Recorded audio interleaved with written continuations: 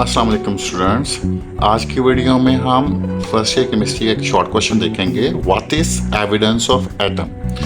अच्छा प्यारे बच्चों, it is not possible actually to see atoms, but the nearest possibility to its direct evidence is by using an electron microscope। प्यारे बच्चों, हम naked eye से atom को देख नहीं सकते। एटम बहुत स्मॉल एंटिटी, इवन हम कंपाउंड माइक्रोस्कोप से या ऑप्टिकल माइक्रोस्कोप से भी उसको ऑब्जर्व नहीं कर सकते। सिर्फ क्या चांस है, कैसे देख सकते हैं? इलेक्ट्रॉन माइक्रोस्कोप भी यूज करके। अच्छा प्यारे बच्चों, बहुत इंपॉर्टेंट लाइन है। A clear and accurate image of an object that is smaller than wavelength of visible light can not be obtained. अच्छा प्यारे बच्चों, जो विजिबल लाइट होती है उसकी वेवलेंथ होती है 500 नैनोमीटर, और जो एटम का डायमीटर होता है दैट इज 0.2 नैनोमीटर। अब प्यारे बच्चों, इसकी वेवलेंथ बिगर है तो यहाँ पे चांसेस बहुत कम है, या आप कह सकते हैं अबाउट ज़ीरो हैं, कि वो एटम से स्ट्राइक करेगी और फिर बाउंस बैक करेगी और उसकी इमेज बनेगी। अगर हमने एटम को देखना है तो हमें यूज़ करनी पड़ेगी एक ऐसी वेवलेंथ जो एटम से बहुत छोटी है। अब एटम का साइज़ है 0.2 नैनोमीटर। अब एटम के अंदर इलेक्ट्रॉन होते हैं, इलेक्ट्रॉन का साइज़ का मतलब है एटम से भी स्मॉल होगा, तो हम बीम ऑफ इलेक्ट्रॉन यूज़ करते हैं। बीम ऑफ इलेक्ट्रॉन प्यारे बच्चों क्या है, उसकी वेवलेंथ बहुत शॉर्टर होती है, और ये क्या करती है, स्ट्राइक करती है विद एटम और बाउंस बैक करती है और इसकी इमेज बन सकती है। तो प्यारे बच्चों, एटम को देखने के लिए जो सोर्स है, जो सोर्स ऑफ इल्यूमिनेशन है, उसकी वेवलेंथ एटम के साइज से कम होनी चाहिए, और वो क्या है, बीम ऑफ इलेक्ट्रॉन्स है। अच्छा प्यारे बच्चों, limitation drawback of compound optical microscope जैसे हम डिस्कस कर चुके। Can ordinary optical microscope can measure the size of an object up to or above 500 nanometre. प्यारे बच्चों, 500 नैनोमीटर या 500 नैनोमीटर से अबव जिसका साइज है, हम सिर्फ उसको ही मेजर कर सकते हैं ऑप्टिकल माइक्रोस्कोप से। क्यों? क्योंकि इसमें विजिबल लाइट है और as a source of illumination, और उसकी वेवलेंथ क्या होती है, 500 नैनोमीटर होती है। ठीक है, तो 500 नैनोमीटर सिर्फ 500 नैनोमीटर के साइज है, उससे बिगर साइज से बाउंस बैक होकर उसकी इमेज बना सकती है। तो ऑप्टिकल या कंपाउंड माइक्रोस्कोप से हम एटम की इमेज नहीं देख सकते, उसको ऑब्जर्व नहीं कर सकते। फिर क्या करेंगे हम एटम को देखने के लिए? हम यूज़ करेंगे इलेक्ट्रॉन माइक्रोस्कोप। अच्छा प्यारे बच्चों, the objects of the size of an atom can be observed in an electron microscope. Electron microscope से देख सकते हैं। क्यों? क्योंकि वहाँ पर सोर्स ऑफ इल्यूमिनेशन बहुत अच्छा है।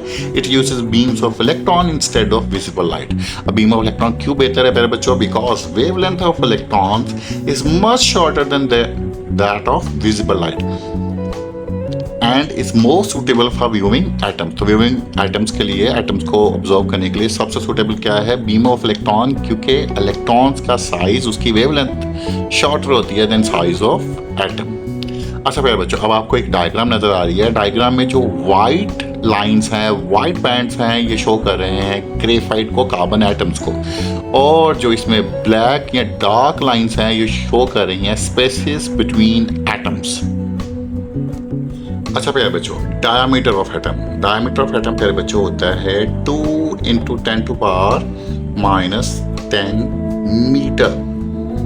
प्यारे बच्चों, आपको पता है 10⁻⁻10 मीटर को कहते हैं एंगस्ट्रम, तो ये 2 एंगस्ट्रम है, या प्यारे बच्चों ये है 0.2 नैनोमीटर। अच्छा, रेडियस प्यारे बच्चों बहुत इंपॉर्टेंट एमसीक्यू है। रेडियस आपको पता है डायमीटर का हाफ होता है। बेटा किसी भी एटम में जो ऐसी लाइन जो सेंटर से पास करी है वो डायमीटर है, और सेंटर से एक साइड पर जो लाइन है वो क्या है, वो रेडियस। तो रेडियस क्या होता है? डायमीटर का हाफ होता है। तो उसका रेडियस ऑफ एटम क्या होगा? 1 × 10⁻⁻10 मीटर होगा, यानी 1 एंगस्ट्रम होगा, और नैनोमीटर में क्या होगा? 0.1 नैनोमीटर। अच्छा प्यारे बच्चों, अब फुल स्टॉप प्यारे बच्चों, अगर आप पेन से नॉर्मल अपनी नोटबुक पे फुल स्टॉप लगाएंगे तो फुल स्टॉप में कितने एटम्स होते हैं? फुल स्टॉप में होते हैं 2 मिलियन एटम्स। 2 मिलियन एटम्स होते हैं। अच्छा प्यारे बच्चों, अब आप बताइए कि सेमीकोलन में क्या होगा? सेमीकोलन आपको पता है ये है। तो अगर फुल स्टॉप में 2 मिलियन हैं तो सेमीकोलन में कितने होंगे? 4 मिलियन एटम्स होंगे, मतलब 40 लाख एटम होंगे। अच्छा प्यारे बच्चों, आप साइज ऑफ एटम का अंदाजा लगा सकते हैं। कोई इतना स्मॉल होता है कि एक ड्रॉप ऑफ वाटर के अंदर क्या होता है? 3 ट्रिलियन वाटर मॉलिक्यूल्स होते हैं। 3 ट्रिलियन वाटर मॉलिक्यूल्स। अच्छा, अब वाटर मॉलिक्यूल्स 3 ट्रिलियन हैं, तो एटम्स कितने होंगे?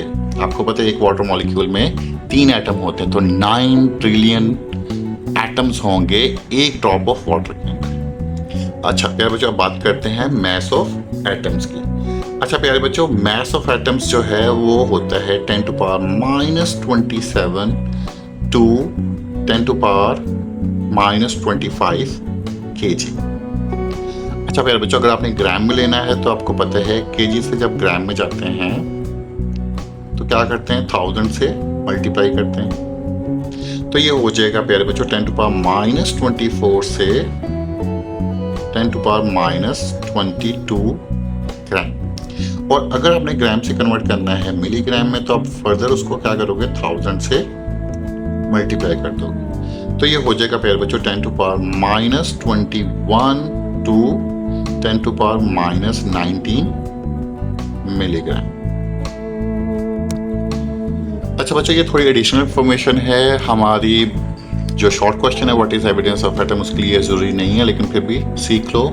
अच्छा भैया बच्चों, एविडेंस ऑफ एटम, फर्स्ट जो डायरेक्ट एविडेंस था वो रॉबर्ट ब्राउन ने प्यारे बच्चों ऑब्जर्व किया था in 1827 and he was Scottish botanist.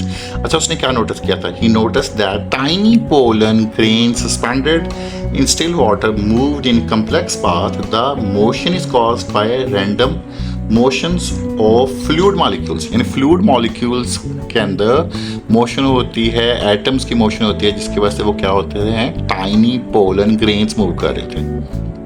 तो प्यारे बच्चों, वो मूवमेंट क्या बता रही थी, presence of molecules, presence of atom. और आपको पता है उस मोशन को आप कहते हैं ब्राउनियन मोशन।